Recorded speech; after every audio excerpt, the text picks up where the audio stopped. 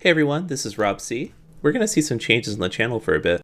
So far my channel has been mainly about gaming up until now, but I have recently become a full-time indie game developer. I've been cooking up a project that I'm excited to announce and want to cover its development on the channel. It's currently in early alpha, but I think it might be fun to document the dev process and how the project evolves over time. Fantasy Fencer! I'm targeting a mobile Android release in 2025, maybe iOS too if I can get a MacBook. I'm thinking about the investment. But here's the big one. This game will not have any ads. This is a free-to-play, offline, single-player, premium 2D mobile game experience. Players will be able to experience all the game's features for free. There will be a full/paid option to unlock more of the game, but everything the game has to offer will be available in some amount. So 5 or 10 or 20-minute players will have content that is fun and meaningful in the amount of time they have to play. We'll talk more about design philosophies and the differences between free and full versions in later videos. So with that announcement, let's talk about where the game is at. I have a rough roadmap to version 1, which is the release version. I'm currently working on version 0.3, which means there are still a lot of features to introduce or refine before it's ready for players to enjoy. Let's start with combat. Combat starts with an intro of the enemy, and then a prepare screen where players can use items and stains to prepare for battle. Once combat starts, it's real-time tap combat. Players tap tap tap on the enemy to damage them. Enemies will damage the player if players don't block incoming attacks. Occasionally, a star will appear for players to deal critical damage. Players can use items like healing items in combat, but each item takes time to use. Players can also apply a stain to their saber to increase damage or change attack properties. I want to add more stains to deal status effects or affect the enemy in different ways, like poison or elemental weaknesses. And if the player needs to run, they'll have to defend themselves before they can get away. There's a little bit of an escape timer. Enemies drop items when they're defeated. Yay! Loot! There are a couple enemies implemented. I'm planning to add more enemies, more graphics, more attack patterns, and stuff like that before release. Exploration takes place on a hex grid. Once a player starts exploring, they have 72 real-life hours before the map can be refreshed with new locations and items and all kinds of things to encounter. There will be wandering monsters, dropped items, chests, puzzles, and all that kind of fun fantasy stuff we love. Quests are posted in town and take place in hexes on the Explore map. But right now it's a list of quests and they're very self-contained, either a battle or a simple color puzzle.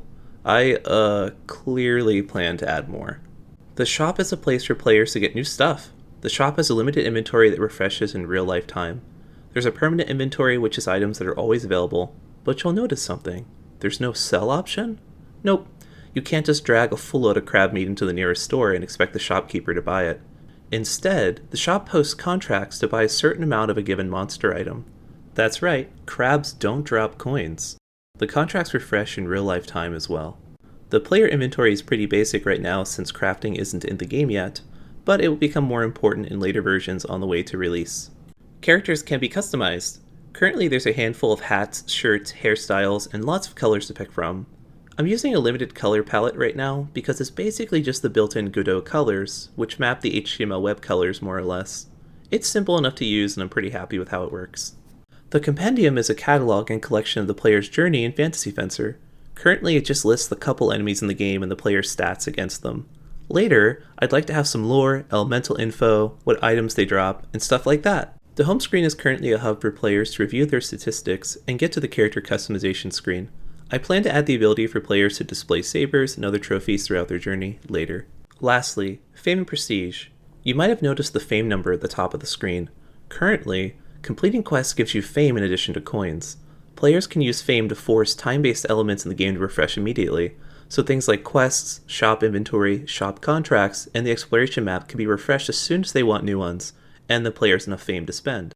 Fame will be earned in a limited amount per real-world calendar day. So a player might only be able to earn 100 Fame per day, giving them a limited amount of refreshes to use as well. Fame carries over so players can bank it to a pretty generous cap. I haven't picked the number yet.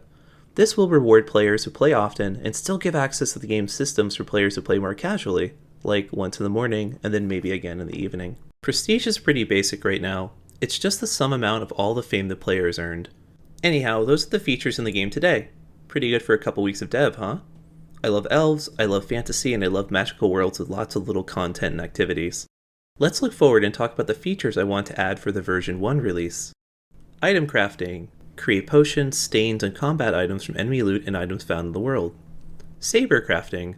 I want the player to be able to customize their saber to be strong against enemies with traits like armor, unarmored, magical, and stuff like that. Imagine having a second saber with a serrated edge that can apply bleeding after you've broken through an enemy's armor. Ideally, the player can carry two sabers, and they can switch between them during combat. Enchanting. Enchantment works a little differently in Fantasy Fencer. Enchantments are applied to sabers in town. Enchantments can be dispelled at any time, but require going back to town to re-enchant them. Home customization. I want the player to be able to display sabers and trophies at home. It's purely visual, but it'll be fun and rewarding. Hirelings. Maps will spawn with valuable items that can't be carried and need to either be mined or processed in some way. Players can do it themselves, but why not hire a couple experts who can do it in 15 real-world minutes instead? Also, players will be able to hire merchants to sell items that the shop doesn't want. Get paid in 40 minutes? Nice. I'll play more later. More minigames and puzzles. I love minigames and extra activities. I value a variety of gameplay options for the player to enjoy, whether they want to go into combat or play something more casual. More compendium. The compendium is a catalog of the player's journey. I want to list all the things the players encountered, with some lore snippets to explain the world of Fantasy Fencer. Things like items, enemies, saber parts, trophies, locations, etc. More enemies, more items, more of just about everything.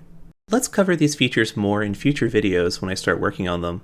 A lot will change when I go from planning to programming. I'm planning to release Fantasy Fencer later this year in 2025.